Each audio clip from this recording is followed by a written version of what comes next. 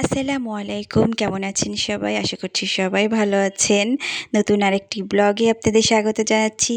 আর আজকে রাত ১১টার ট্রেনে আমরা ঢাকা যাব। তো কিভাবে যাচ্ছি, গিয়ে কি করছি এবং অনেক কেনাকাটাও আছে। সবকিছুই শেয়ার করব আপনাদের সাথে। আশা করছি সাথেই থাকবেন।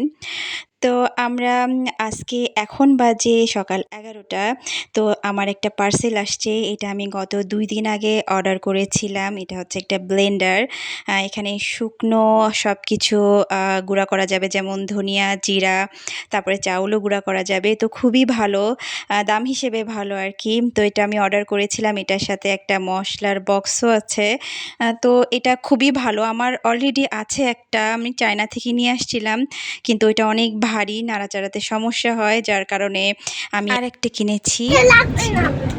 আপনি তুমি কি আমার এখানে ঘুমাবা আমার সাথে? বসা তুমি আমার সাথে ঘুমাইলে না মনে নেই। দেখো ক্যান্ডি বলে দেয় না বাবা।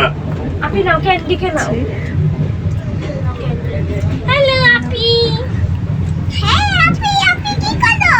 দিদি ক্যান্ডি কে নিয়ে খেলো তো। এই কান্দি কেমন আছো? এই যা এই আমার বোতল ফেলে দিলো আমাইরা।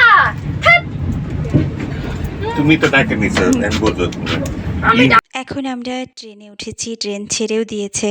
তো আমরা রাত ১১টায় টিকিট করেছি, তার কারণ আজকে তানিশা আমারা দুজনেরই স্কুল ছিল। তো স্কুলটা মিস করতে চাই নাই। তো এই জন্য এই সময় টিকিটটা করা। আর তানিশারও খুব ইচ্ছা ছিল সে রাতের ট্রেনে ঢাকায় যাবে। তো এই জন্যই মূলত এই সময় যাচ্ছি। আর যেহেতু আমরা রাতে রওনা দিয়েছি, তো এই জন্য এনাফ পরিমাণে খাবার নিয়ে ওঠা হয়েছে। বাচ্চাদেরকে অল্প একটু খাইয়েছি, কিন্তু তারা ভালো করে খায় নাই। ওই যে আছে না, যাওয়ার একটা এক্সাইটমেন্ট, এই জন্য। তো যার কারণে খাবার নিয়ে উঠেছি যাতে ওরা একটু খেতে পারে। হ্যালো। এই যে এটা আমার বিছানা, এটা আমার রুম, এটা আমার সবার আলাদা প্রাইভেসি রুম আছে। ওটা বাবার রুম, এটা আমার রুম, এটা তোমাদের রুম, এটা মার আর আমার রুম, আর এটা দাদির রুম। দেখো দেখো আমি আর মা ওই যে আমার আর মা, ওইটা আমার আর মা ছাড়া কেউ নাই। এটা শুধু আমার বেড।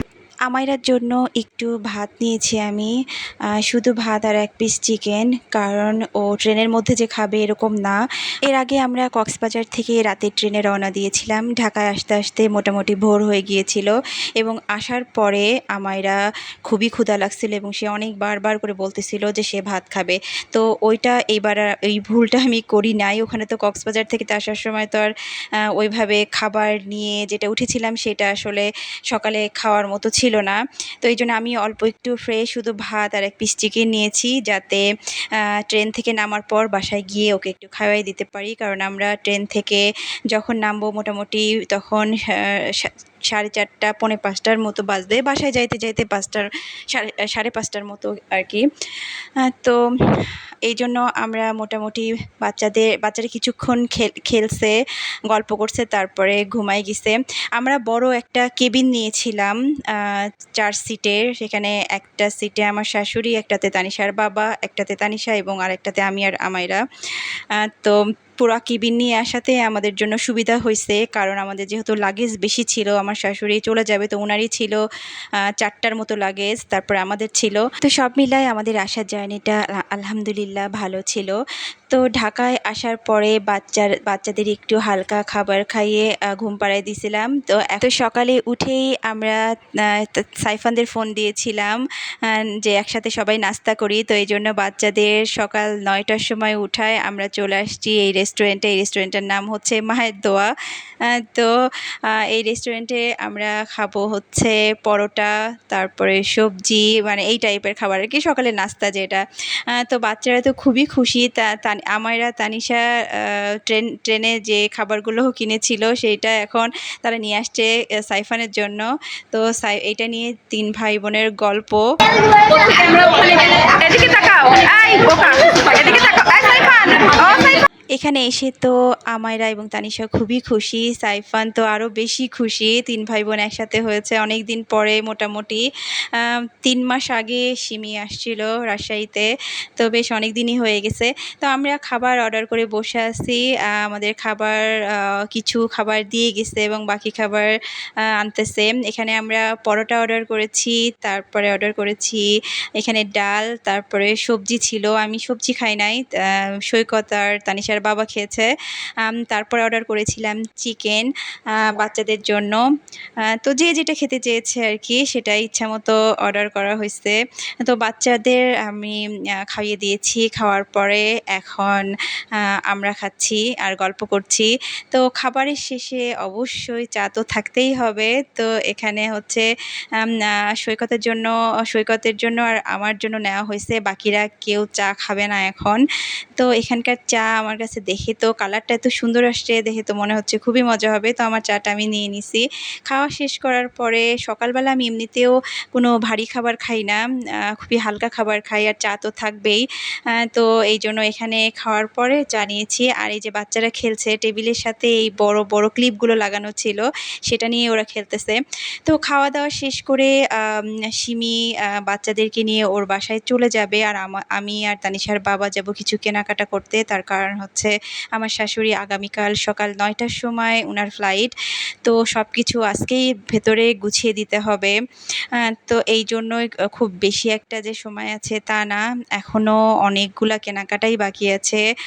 টিনাপুর জন্য, মানে আমার সেজো যা, ওনার জন্য কিছু বিছানার চাদর দিয়ে দিব, তো সেগুলো কিনতে হবে। সাথে আরও টুকটাক অনেক কিছু কেনাকাটাই আছে।